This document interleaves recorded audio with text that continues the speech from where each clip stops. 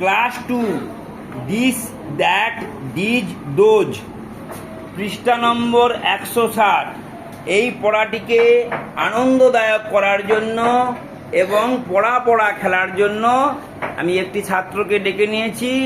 ও হাতে কলমে বলে বোঝাচ্ছে ছাত্রছাত্রীদের উদ্দেশ্যে। তোমরা সবাই মন দিয়ে দেখো, তোমাদেরকে এসেও কিন্তু একই রকমভাবে কেউ পেন দিয়ে, কেউ বই দিয়ে, কেউ জলের বোতল দিয়ে, কেউ বন্ধুদের দেখিয়ে, কেউ ব্যাগগুলো দেখিয়ে বলতে হবে। শুরু করো বলা।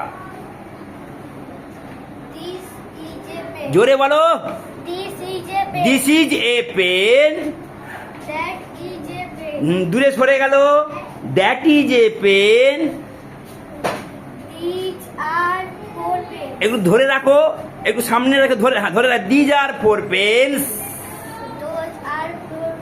পিছিয়ে গেল, পেনগুলোকে দেখালো। Those are 4 pens. বুঝতে পারলো তো?